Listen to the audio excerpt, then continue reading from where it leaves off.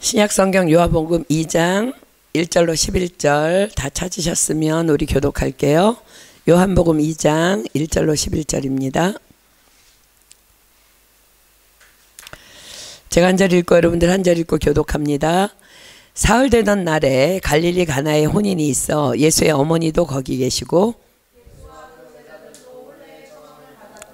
포도주가 모자란지라 예수의 어머니가 예수에게 이르되 저희에게 포도주가 없다 하니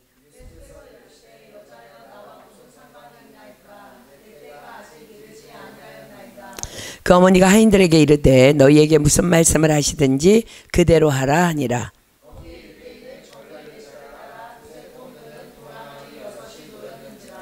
예수께서 저희에게 이르시되 항아리에 물을 채우라 하신즉 아구까지 채우니 연회장은 물로 된 포도주를 맛보고 어디서 났는지 알지 못하되 물 떠온 하인들은 알더라. 연회장이 신랑을 불러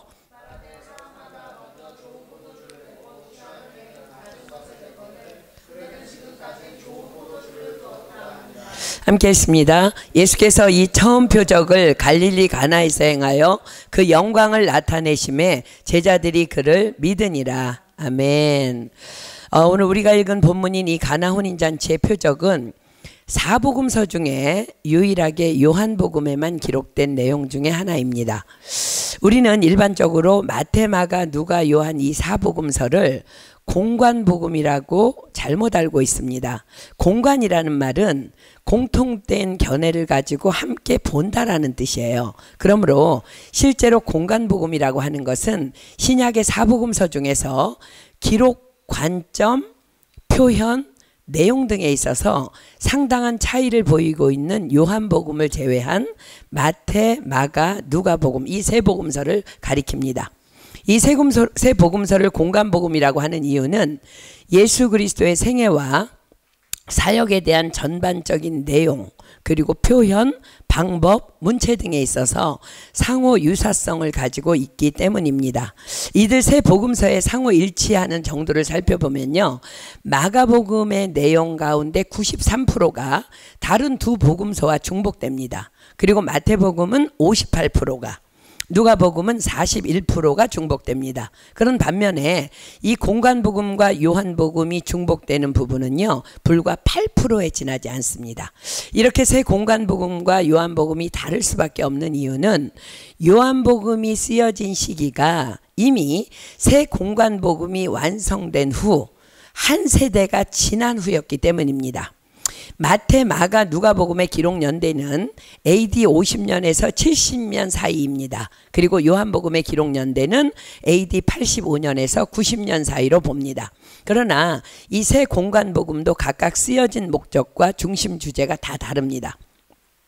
마태복음은 유대인 독자를 상대로 합니다. 그래서 구약에서 예언된 메시아이자 만왕의 왕으로 오신 예수를 중심 주제로 기록하고 있어요. 그리고 마가복음은 구약의 여호와 신앙을 모르는 로마인들을 독자로 했기 때문에 예수님의 사역, 그것도 하나님의 크신 능력을 중점적으로 강조합니다. 그리고 누가복음은 헬라 이방인을 독자로 삼았기 때문에 사랑이 넘치는 인자로 오신 예수를 중점적으로 강조합니다.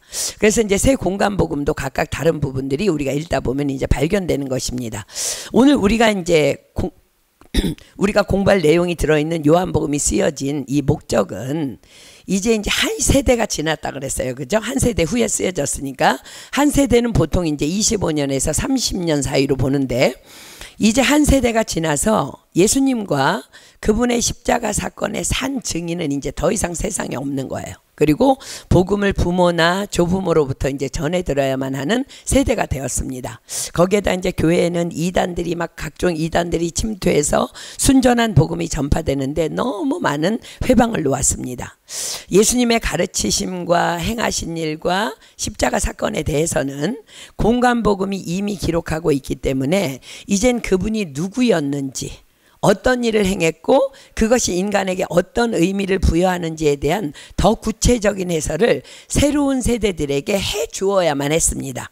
그래서 무엇보다도 예수님의 하나님 아들 되심 주님의 인성과 신성 중에 주님의 신성에 대한 신학적으로 확실한 변증이 필요했습니다.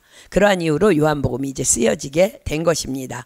요한은 그래서 이미 공간복음에 기록된 내용은 거의 다 생략합니다.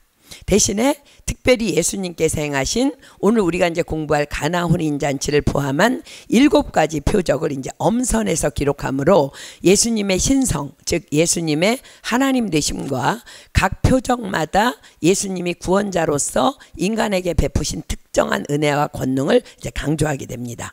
더 나아가서 예수님 스스로 유대인들과의 신학적 논쟁을 통해서 당신의 신성을 변증한 내용에 초점을 맞춰. 그러니까 요한복음 읽다 보면 뒷부분에 가면 계속 유대인들과 논쟁하잖아요. 그죠? 공간복음이 주님의 가르침을 주로 이제 설교와 비유의 형식으로 기록한 반면에 요한복음은 주님과 유대인과의 토론의 내용을 자세히 기술합니다. 즉 공간복음이 예수님의 가르침과 그 사역을 실제 일어났던 그대로 기록했다면 요한복음은 공간복음이 구체적으로 다루지 않았던 주님의 하나님 아들 되심을, 즉 주님의 신성을 변증하는 복음서라고 보면 되겠습니다. 자, 이미 말씀드린 대로 요한복음에는 총 7개의 표적이 기록됩니다. 첫 번째 표적이 오늘 본문인 가나 혼인잔치, 두 번째 표적이 왕의 신하의 아들을 고쳐주시는 사건, 세 번째 표적이 38년 된 병자를 고치시는 사건, 네 번째 표적이 오병이어로 5,000명을 먹이시는 사건, 다섯 번째 표적이 예수님께서 무리를 걸으시는 사건이고, 여섯 번째 표적이 소경을 고치시는 사건이고, 그리고 마지막 7번째 표적이 죽은 나사로를 살리시는 사건입니다.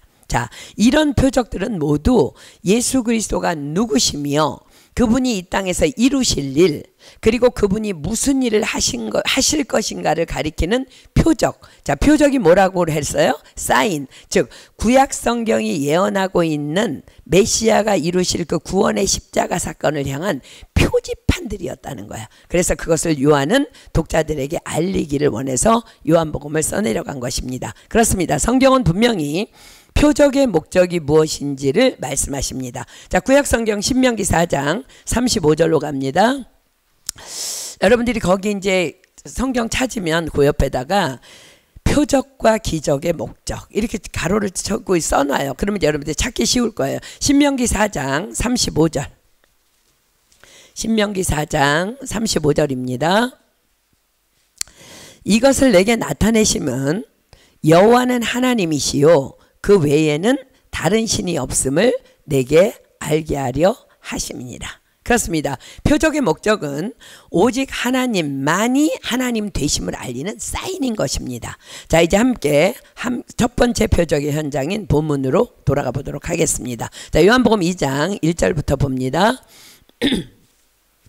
사흘 되던 날에 갈릴리 가나에 혼인이 있어 예수의 어머니도 거기 계시고. 자, 사흘 되던 날에, 지금 요한복음을 쓴 요한은요 어떤 사건을 기록할 때 될 수 있는 대로 그 사건이 발생한 시간과 장소를 구체적으로 언급합니다. 그래서 그 사건이 시간과 공간 속에서 실제 발생한 역사적 사건임을 이제 강조해요. 그래야 그게 쭉 하면서 예수님이 진짜 하나님의 아들이시며 예수님의 십자가 사건이 뭐 예언이 성취 이런 것들이 이제 변증되기 때문에 그렇습니다. 자, 사흘 되던 날에 라는 말에는요 많은 학자들의 의견이 분분하지만 우리는 요한복음의 분명한 기록에서 발견하면서 예수님께서 공생의 사역을 시작한 지 사흘 되던 날로 보는 것이 가장 정확할 것입니다. 자, 이제 여러분들 이제 요한복음 1장 한번 펴놓고 있죠, 지금. 1장 15절에 보면은요, 그때부터 세례 요한이 예수님에 대하여 증거하며 외치기 시작합니다. 회개하라, 천국이 가까웠느니라. 나는 물로 세례를 주거니와 너희 가운데 너희가 알지 못하는 한 사람이 있었으니 곧 내 뒤에 오시는 그이라. 나는 그의 신들매 풀기도 감당치 못하겠노라 하면서 예수님을 먼저 선포해요. 그리고 1장 29절에 보면은요, 그 선포한 그 이튿날 예수님께서 나오십니다. 예수님의 공생의 사역의 시작입니다. 그리고 1장 35절에 보면요, 그 이튿날 요한의 제자 중 2명이, 즉 요한복음을 쓴 요한과 안드레가 세례 요한의 말을 듣고 예수님을 쫓게 되고, 안드레의 전도로 안드레의 형제 베드로도 예수님을 쫓게 됩니다. 그리고 1장 43절에 보면 또 그 이튿날이라고 시작하면서 예수님께서 갈릴리로 가시려다가 빌립을 만나서 나를 쫓으라 라고 명하심으로 빌립이 합류하게 되고, 빌립의 전도로 또 나다나엘이 합류합니다. 즉 예수님께서 공생의 사역을 시작하신 지 이틀 만에 주님을 따르는 제자가 5명이 된 거예요. 그리고 그날 나다나엘은 예수님께 보라, 이는 참 이스라엘 사람이라 그 속에 간사한 것이 없도다 라는 칭찬을 듣게 되고, 그 예수님의 말씀에 놀란 나다나엘은 어떻게 나를 아시나이까? 라고 질문합니다. 자, 본문의 기적과도 너무나 분명한 연관이 있는 그 현장으로 한번 가볼게요. 아마도 나다나엘은요 친구 빌립과 더불어서 구약에 정통한 경건 유대인이었던 것 같습니다. 왜냐하면요 빌립은요 이 나다나엘을 전도하면서 그냥 와봐 이렇게 얘기하지 않아. 그러니까 나다나엘은 설득이 되지 않으면 복음이 안 받아지는 사람이야. 뭔가 이론적으로 설득이 돼야 되는 사람이야. 자, 요한복음 1장 45절 51절 한번 보세요. 이제 빌립이, 그래서 우리가 전도할 때 지혜가 필요한 게 이 사람에게는 이렇게, 저 사람에게는 저렇게 이제 전도해야 된다는 거야. 자, 보세요. 빌립이 나다나엘을 찾아 이르되 모세가 율법에 기록하였고 여러 선지자가 기록한 그 일을 우리가 만났으니 요셉의 아들 나사렛 예수니라. 야, 우리가 만났는데 우리가 보던 구약에 예언한 그대로야. 그러니까 나다나엘이 가로되 나사렛에서 무슨 선한 것이 날 수 있느냐. 빌립이 가로되 와 보라 하니라. 예수께서 나다나엘이 자기에게 오는 것을 보시고 그를 가리켜 가라사대 보라, 이는 참 이스라엘 사람이라 그 속에 간사한 것이 없도다.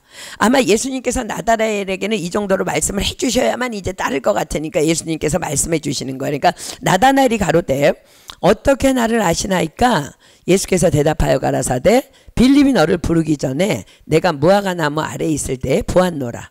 나다나엘이 대답하되 랍비여, 당신은 하나님의 아들이시요 당신은 이스라엘의 임금이로소이다. 예수께서 대답하여 가라사대 내가 너를 무화과 나무 아래에서 보았다 함으로 믿느냐? 이보다 더 큰 일을 보리라. 또 가라사대 진실로 진실로 너희에게 이르노니 하늘이 열리고 하나님의 사자들이 인자 위에 오르락내리락 하는 것을 보리라 하시니라. 자, 예수님께서 당신은 하나님의 아들이시요 당신은 이스라엘의 임금이로소이다라고 고백하는 나다나엘에게 뭐라고 지금 말씀하셨다고요? 내가 너를 무화과 나무 아래서 보았다 함으로 믿느냐? 이보다 더 큰 일을 볼 거야. 그러면서 말씀하시죠. 하늘이 열리고 하나님의 사자들이 인자 위에 오르락내리락 하는 것을 보리라. 자, 이보다 더 큰 일을 보리라. 하늘이 열리고 하나님의 사자들이 인자 위에 오르락내리락 하는 것을 보리라. 이제 곧 예수님이 하나님이심을 보이실 그 표적을 의미하는 말씀이에요.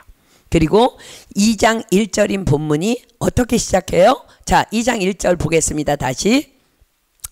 사흘 되던 날에 갈릴리 가나에 혼인이 있어 예수의 어머니도 거기 계시고. 자, 이제 1장에서 지금까지 공부했죠. 사흘 되던 날 언제예요?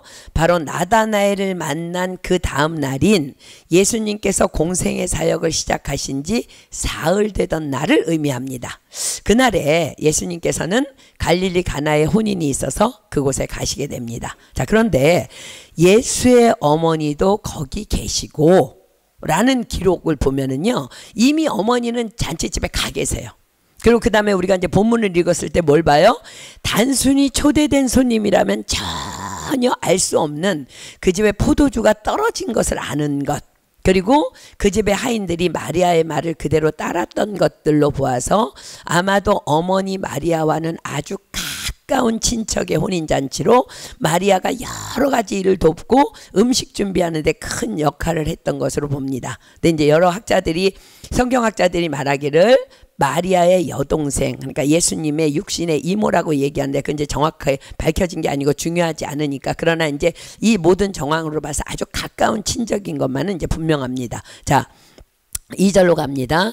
예수와 그 제자들도 혼인의 청함을 받았더니, 자, 그 제자들 누구예요?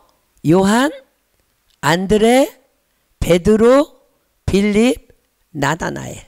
자, 자, 그런데 여러분들이 이제 사복음서를 보다가 보면은요, 예수님이 12제자를 부르시고 12제자 이름이 쭉 기록되는데요. 12제자의 이름에는 나다나엘 이름이 안 보여. 왜일까? 자, 마태복음 10장 2절로 4절 가볼게요. 마태복음 10장 2절로 4절. 마태복음 10장 2절로 4절입니다. 12사도의 이름은 이러하니라. 베드로라 하는 시몬을 비롯하여 그의 형제 안드레와 세베대의 아들 야고보와 그의 형제 요한, 빌립과 바돌로메, 도마와 세리마테, 알페오의 아들 야고보와 다데오, 가나인인 시몬과 및 가롯 유다 곧 예수를 판자라. 자, 12명의 이름에 나다나엘의 이름이 없죠. 그런데 바로 빌립과 늘 나란히 기록되는 이름이 하나 있어요. 다른 복음서에 보면은 나란히 기록되는 게 누가? 빌립과 바돌로메가 바로 나다나엘이에요. 자, 바라는 말은 바예수, 그러면은 예수의 아들. 바라는 말은 누구의 아들이라는 말입니다. 즉 나다나엘은 바돌로메, 돌로메의 아들이라는 거예요. 그래서 이제 바돌로메라고 기록을 하는데, 그러나 요한복음은 언제나 그를 나다나엘로 기록합니다. 자, 요한복음 21장 1절로 2절 한번 가볼래요? 요한복음 21장 1절로 2절. 요한복음 21장 1절로 2절. 그 후에 예수께서 디베랴 바다에서 또 제자들에게 자기를 나타내셨으니 나타내신 일이 이러하니라.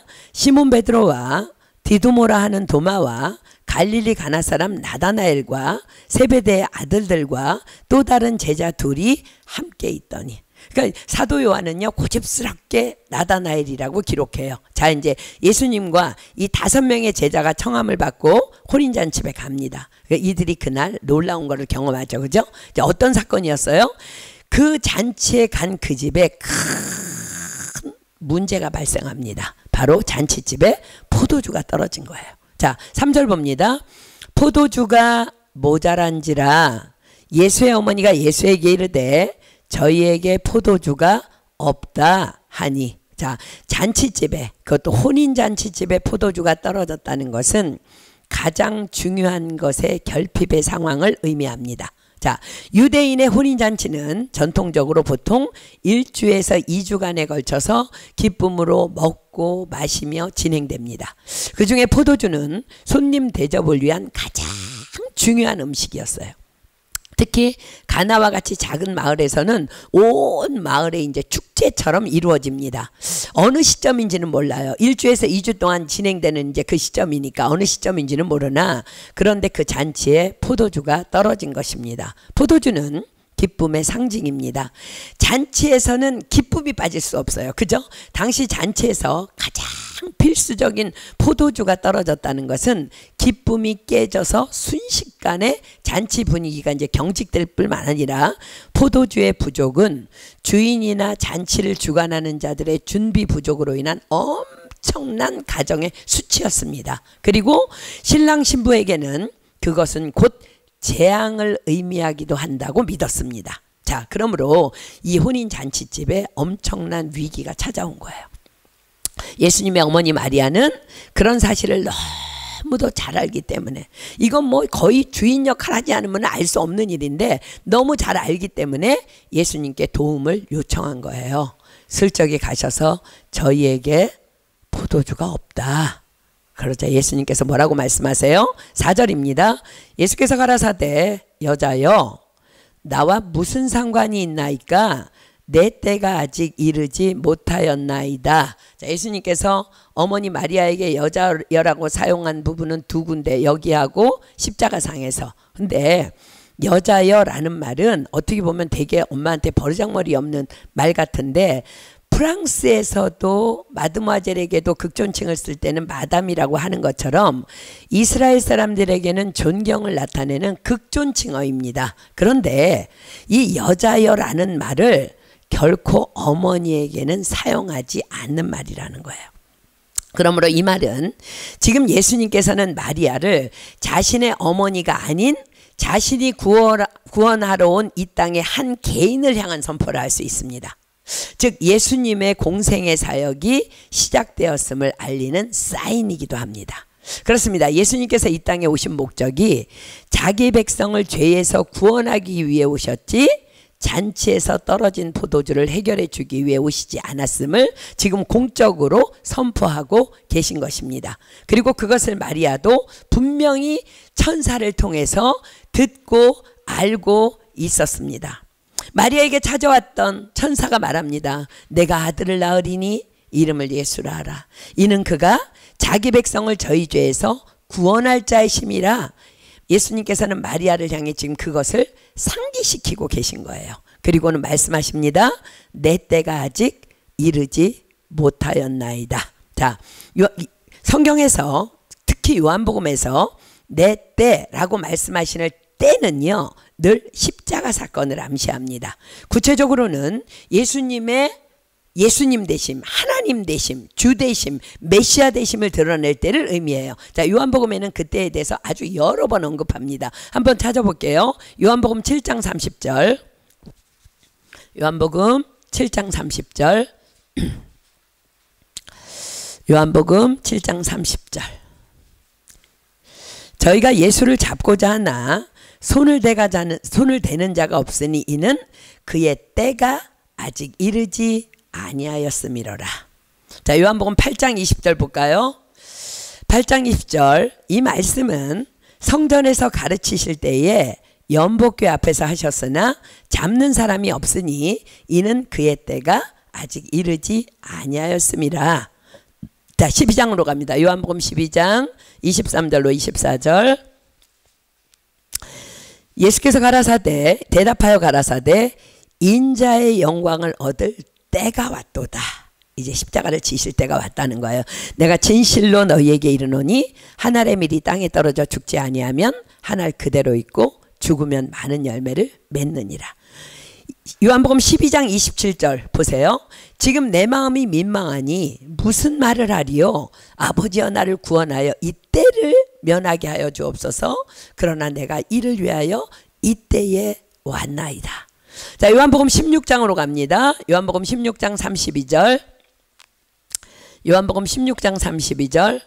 보라, 너희가 각각 제 곳으로 흩어지고 나를 혼자 둘 때가 오나니 벌써 왔도다. 그러나 내가 혼자 있는 것이 아니라 아버지께서 나와 함께 계시느니라. 저 요한복음 17장 1절. 예수께서 이 말씀을 하시고 눈을 들어 하늘을 우러러 가라사대 아버지여 때가 이르렀사오니 아들을 영화롭게 하사 아들로 아버지를 영화롭게 하게 하옵소서. 그리고 예수님은 십자가에 달리십니다. 그렇습니다. 여자여 나와 무슨 상관이 있나이까?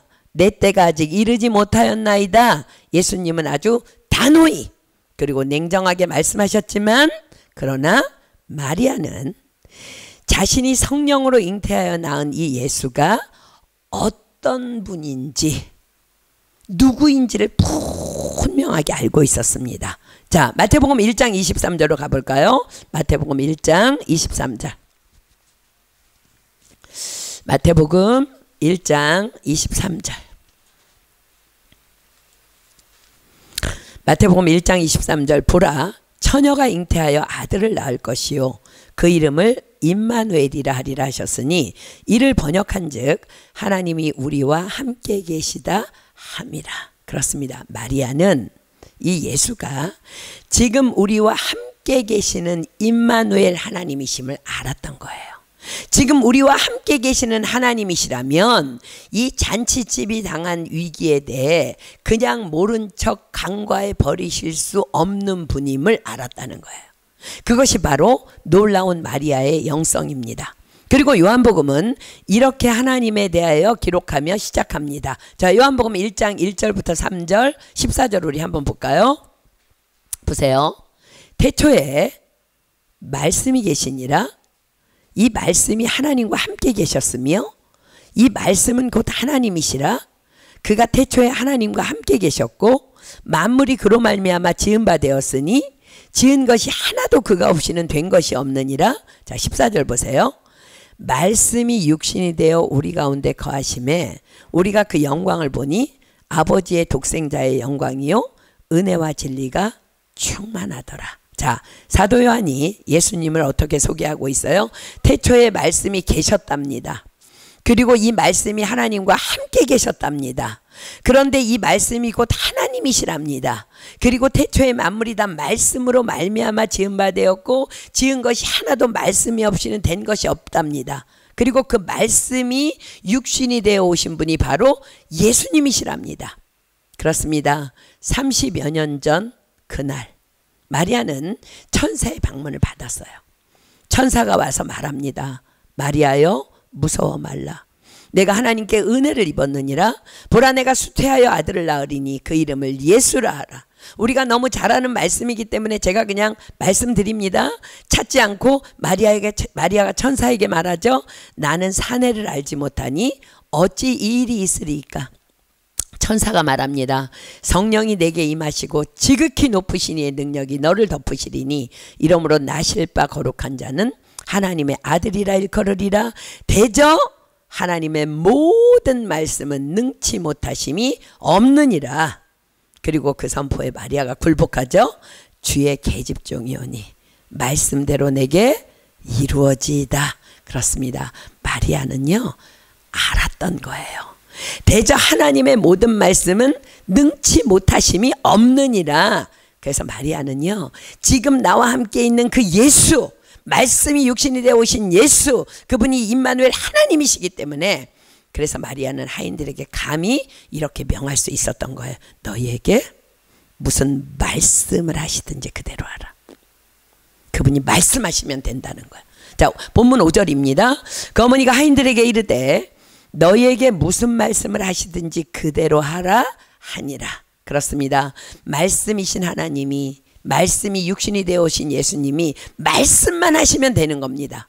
아직 주님이 말씀하신 주님의 그때는 이르지 아니하였지만 그러나 지금 이 혼인잔치에 없어서는 안 될 포도주가 떨어진 것을 우리와 함께 계시는 임마누엘 하나님께서, 게다가 창조주이시며 전능자 하나님께서 다 하시면서 그냥 지나치실 리가 없으실 것을 마리아는 알았다는 거예요.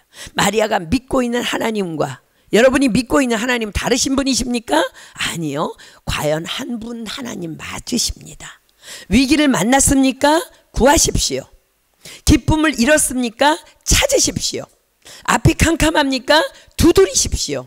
주님이 아직 내 때가 이르지 아니하였다고 외면하는 듯 느껴지십니까? 주눅들지 마세요. 아니요. 그래도 강청하십시오. 그 임마누엘 하나님은요 견딜 수 없으신 분이에요. 우리의 결핍을 보고는 그냥 말씀을 드리세요. 포도주가 없나이다. 그리고 믿으십시오.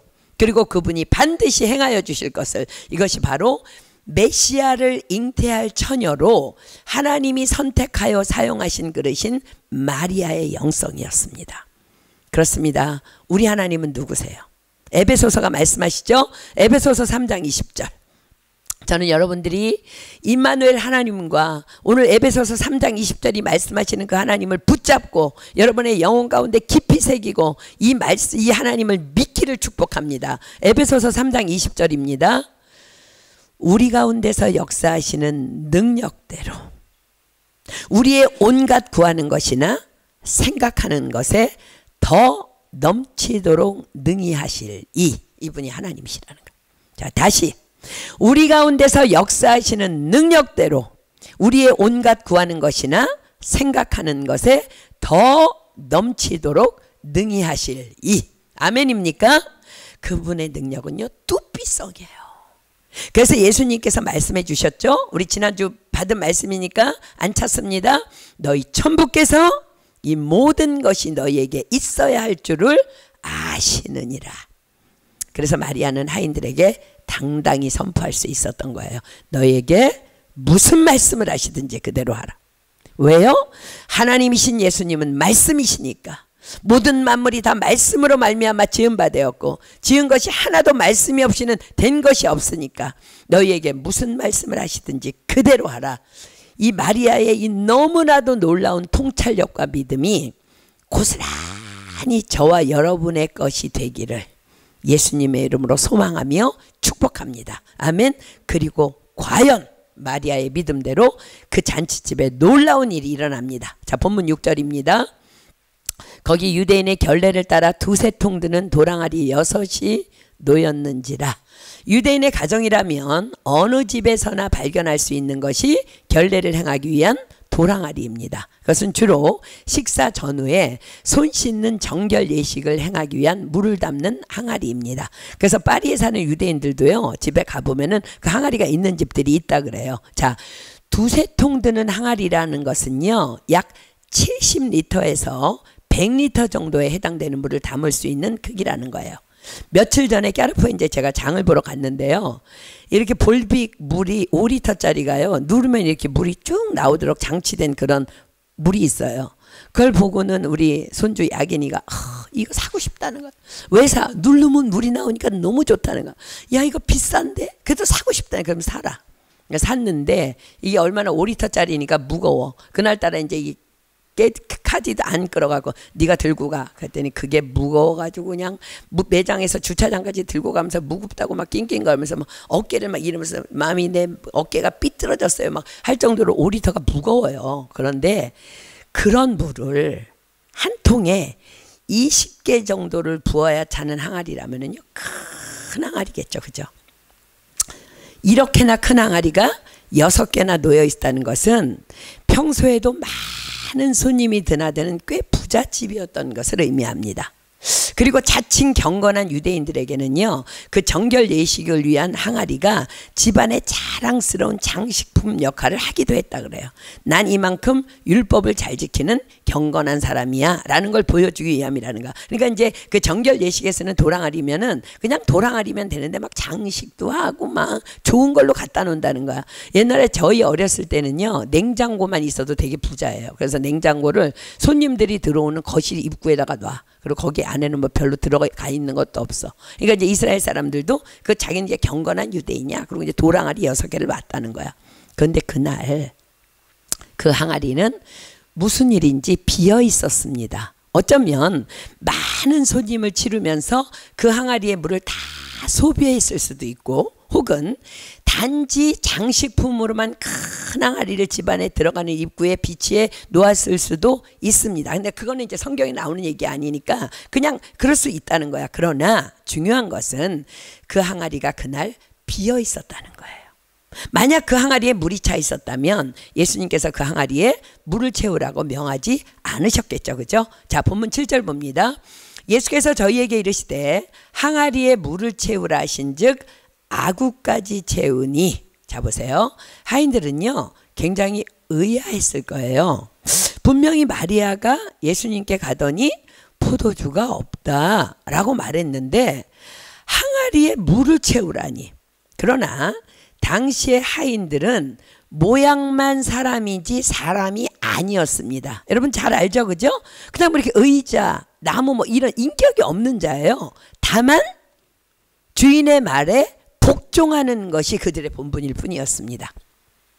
예수님의 말씀 앞에서의 우리 성도들의 자세를 의미합니다. 그렇습니다. 주님께서 말씀하십니다. 누가복음 17장 10절 가볼게요. 누가복음 17장 10절. 누가복음 17장 10절. 여러분들이 예수님을 주여 주여 부르시죠? 그분이 나의 주인이라고 말씀하죠? 예수님께서 말씀하십니다. 누가복음 17장 10절입니다. 이와 같이 너희도 명령받은 것을 다 행한 후에 이르기를 우리는 무익한 종이라 우리의 하여야 할 일을 한 것뿐이라 할지니라.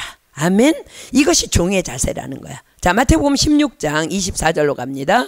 마태복음 16장 24절.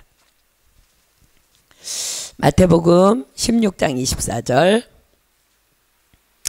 이에 예수께서 제자들에게 이르시되 아무든지 나를 따라오려거든 자기를 부인하고 자기 십자가를 지고 나를 쫓을 것이니라. 자, 예수님의 말씀 앞에서 과연 여러분의 순종은 어떠합니까?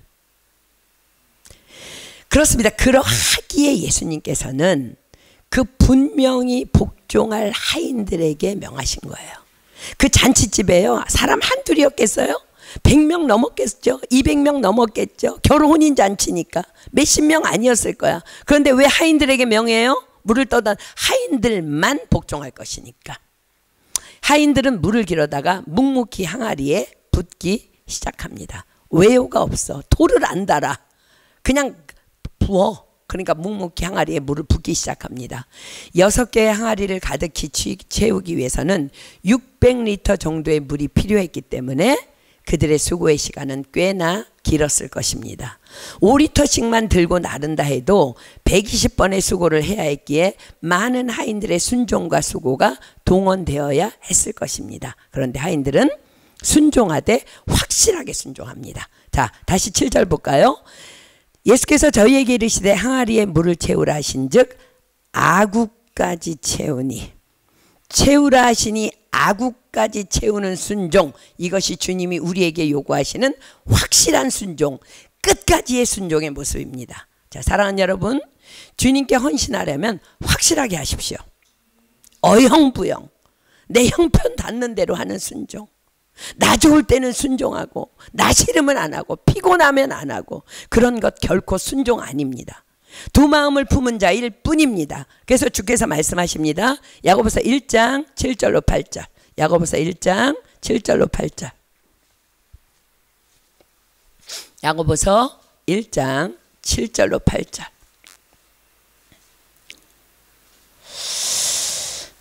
성경이 말씀하시죠. 이런 사람은, 야고보서 1장 7절로 8절, 이런 사람은 무엇이든지 주께 얻기를 생각하지 말라. 두 마음을 품어 모든 일에 정함이 없는 자로다. 그러나 아구까지 채우는 순종은 기적을 낳는 줄 믿습니다. 아멘. 주께서 말씀하십니다. 본문 8절입니다.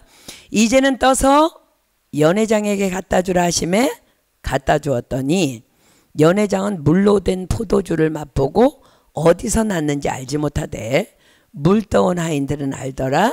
연회장이 신랑을 불러. 자, 우리는 언제 이 물이 포도주가 되었는지 알지 못합니다. 물을 붓기 시작할 때부터인지, 물을 아구까지 채운 다음인지, 이제는 떠서 연회장에게 갖다 주라 하실 때부터인지, 혹은 연회장이 맛본 순간이었는지 우리는 아무도 모릅니다. 왜요? 성경에 그런 기록이 없기 때문입니다. 그것은 그러나 하나도 중요하지 않아. 뭐가 중요해요? 그러나 중요한 것은 마리아의 믿음의 청원과 하인들의 온전한 순종이 낳은 기적이라는 거예요. 아멘입니까?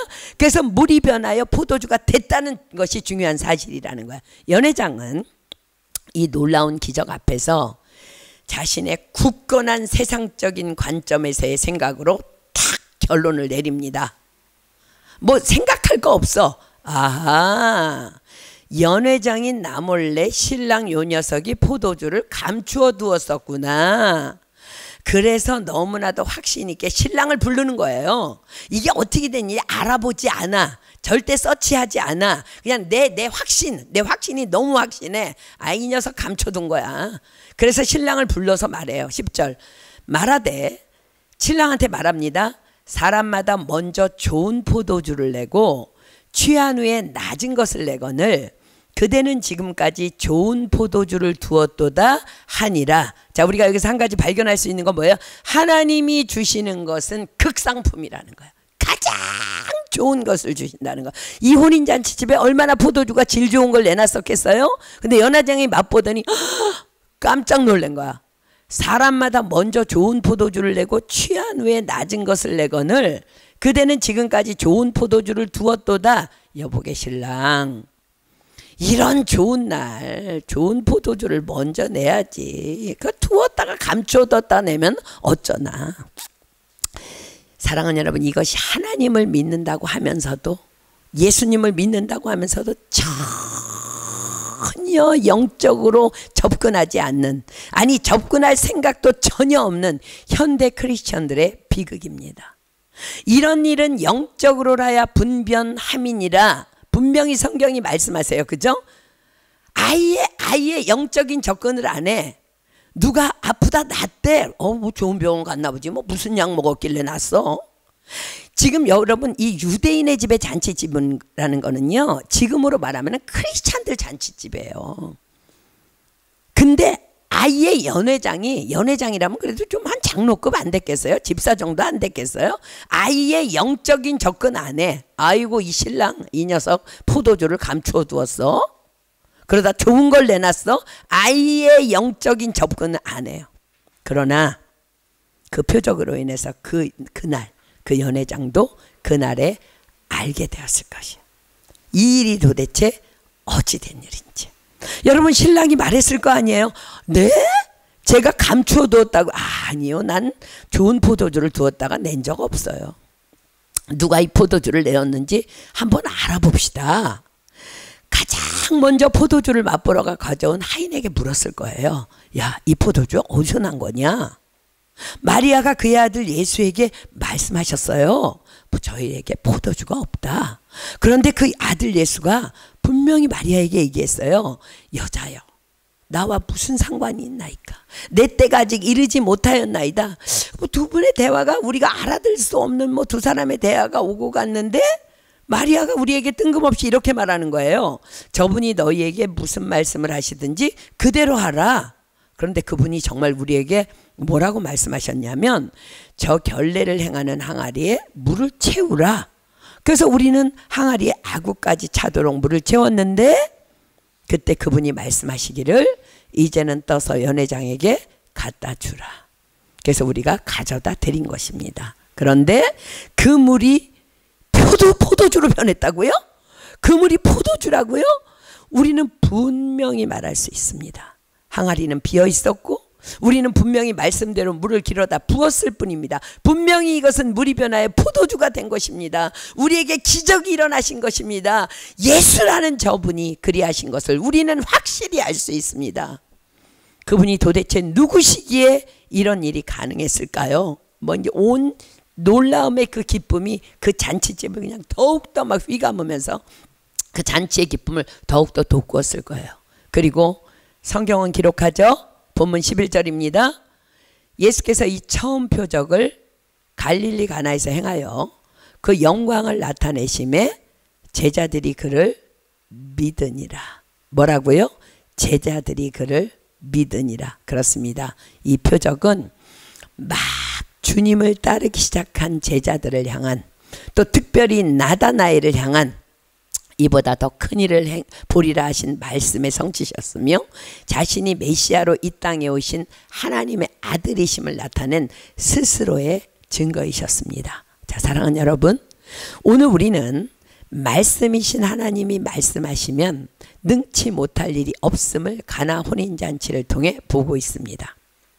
6개의 항아리는 우리의 죄된 인간에 채워지지 않는, 아니 또 채울 수 없는 공허한 영혼을 의미합니다. 6은 완전한 인간의 숫자입니다. 아니, 완전이 아니라 불완전한 인간의 숫자예요. 그러니까 6이라는 것은요, 불완전한 인간의 숫자예요. 3은 삼위일체 하나님의 신성을 상징하는 하늘의 완전수이고, 4는 동서남북을 의미하는 땅의 완전수입니다. 근데 한국에서는 일본에서는 4층은 재수 없다, 죽을 사자라 그래서 막 엘리베이터도 없고 4층도 없어. 아니요, 하나님께서 말씀하시는 영적인 사자는요, 동서남북을 의미하는 땅의 완전수예요. 이 하늘의 완전수와 땅의 완전수가 합해진 것이 바로 하나님의 완전수인 7인 것입니다. 그렇습니다. 인간의 영혼은 하나님으로 채워지지 않으면 완전할 수 없다는 거예요. 다만 공허한 빈 항아리에 불과하다는 거예요. 그러나 아무리 공허하고 쓸모없어 보이는 빈 항아리라 할지라도 하나님의 말씀으로 채워질 때 인간은 비로소 기쁨과 평강과 안정감과 영혼권의 역사가 일어나는 것입니다. 자, 사랑하는 여러분, 요즘 무엇 때문에 나의 영혼의 항아리가 기쁨을 잃고 있는지요? 무엇 때문에 소망을 잃고 있는지요? 기억하십시오. 그 답은 나의 영혼이 말씀으로 채워져 있지 않기 때문입니다. 그러나 지금 어떤 상황에 있다 할지라도 내 영혼의 항아리를 다만 말씀으로 채우기 위해 몸부림칠 때 우리 안에 기적은 일어나는 것입니다. 가나 혼인 잔치집에 포도주가 떨어지는 수치스러운 일이 발생했어요. 그러나 마리아는 흥분하지도 들레지도 당황하지도 않습니다. 왜요? 왜냐하면 하나님이신 예수님이 임마누엘로 지금 나와 함께 계심을 믿었기 때문이야. 그녀의 항아리가 채워져 있었기 때문이라는 거야. 그래서 흥분하지도 않고 두려워하지도 않고 놀라지도 않고 조용히 예수님께 청원합니다. 저희에게 포도주가 없다. 그리고 그 믿음 위에 기어이 기적은 일어납니다. 왜요? 예수님은 하나님이시기 때문에. 오늘 주님께서 우리에게 마리아의 믿음에 도전하라 명하십니다. 어떤 상황 속에서도 당황하지 마십시오. 흥분도 하지 마십시오. 지금 나와 함께 계신 전능자 하나님께서 임마누엘로 나와 함께 계심을 확신하십시오. 그것이 우리 항아리가 채워지는 거야. 그리고 마리아처럼 그냥 옆에 계신 하나님께 말씀드리십시오. 주님, 나에게 지금 이것이 없습니다. 주께서 분명히 약속하고 계시죠. 요한복음 14장 13절로 15절입니다. 요한복음 14장 13절로 15절. 요한복음 14장 13절로 15절. 너희가 내 이름으로 무엇을 구하든지 내가 시행하리니 이는 아버지로 하여금 아들을 인하여 영광을 얻으시게 하려 함이라. 내 이름으로 무엇이든지 내게 구하면 내가 시행하리라. 너희가 나를 사랑하면 나의 계명을 지키리라. 자, 여기에서 너희가 나를 사랑하면 나의 계명을 지키리라에 여기서의 주님의 계명이 뭘까? 그렇습니다. 너희가 내 이름으로 무엇이든지 내게 구하면 내가 시행하리라입니다. 사랑하는 여러분, 스스로 속지 마십시오. 스스로 속이지도 마십시오. 저 기도하고 있는데요. 말씀대로 살려고 힘쓰고 있는데요. 그런데 뭐 말이 쉽지, 뭐 그게 뭐 불안하면 불안한 거고, 뭐 힘들면 힘든 거고, 두려우면 두려움. 아니요. 여러분들의 영혼의 항아리에 아구까지 차도록 말씀을 아직 채우지 않았기 때문에. 사랑하는 여러분, 우리는 지금 사랑의 불꽃 준비하고 있잖아요. 그죠? 근데 왜 우리는 5주라는 시간을 아침 일찍 모여서 말씀을 받고 팀멤버 미팅을 해야 되는지 여러분들 기억해야 돼요. 우린 지금 잔치를 준비하고 있는데 여러분들의 그 항아리에 말씀을 채우지 않으면 우리가 팀멤버 역할을 할 수 없기 때문이에요. 말씀을 여러분들에게 먹여서 여러분들의 그 공허한 영혼의 빈 항아리를 채우기 위해서, 그래서 이들로 하나님의 기쁨, 하나님의 영광이 되어서 그 산장에 올라가게 하기 위해서 말씀을 전해야 되는 목사님도 밤을 새우고 저도 밤을 새우고 기도하면서 몸부림치면서 연구하면서 여러분들을 위해서 그렇게 말씀을 준비해 갖고 오면 안 와. 근데 어떻게 우리가 잔치를 하겠다는 거야. 그 빈 영혼이 공허해 가지고 이제 우리가 그 항아리가 가득 차야만 마리아처럼 무슨 일이 발생해도 예수님이 나와 함께 계심을 믿고 잠잠하게 주님, 이게 지금 없어요. 이게 모자라요. 주님 도와주세요. 그럼 기적이 이제 일어날 텐데, 이게 뭐 영혼이 채워지니까 호들갑을 떨고 뭐 쟤가 어쨌느니 얘가 어쨌느니 그걸 사와야 되는데 안 사왔느니 뭐 쟤 때문이니. 사랑하는 여러분, 우리가 쓸데없이 5주 동안 팀멤버 미팅 하는 거 아니에요. 여러분 항아리가 말씀으로 채워진 다음에, 기도로 채워진 다음에, 그 다음에 팀멤버 미팅 훈련을 통해서 우리가 그 항아리가 가득 채워진 다음에 다른 영혼들을 섬기러 그 잔치집으로 달려가려고 하는 것입니다. 여러분, 오늘도 마리아의 간구 보세요. 마리아의 간구가 자기 자신의 결핍이 아니었잖아요. 중보기도였음을 여러분들 기억해야 합니다. 마리아가 잔치집에 포도주가 떨어지는 게 자기랑 무슨 상관이야? 내 자식 결혼도 아닌데. 근데 마리아가 주님께 간청하는 거예요. 포도주가 없나이다.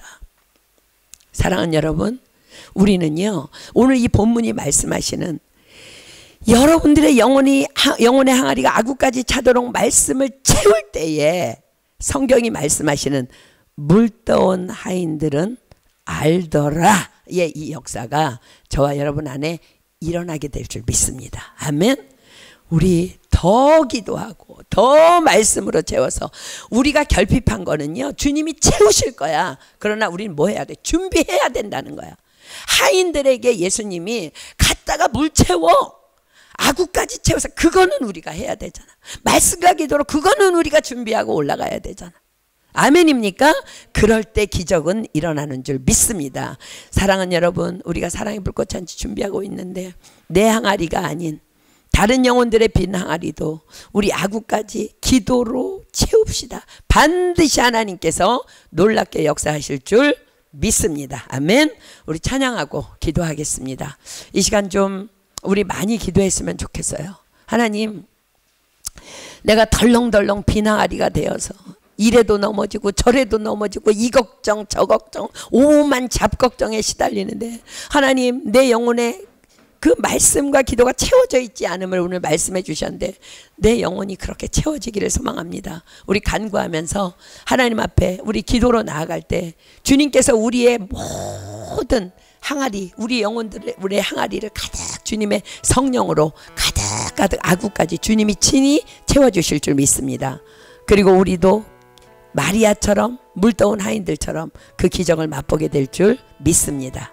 이 시간 우리 찬양할게요.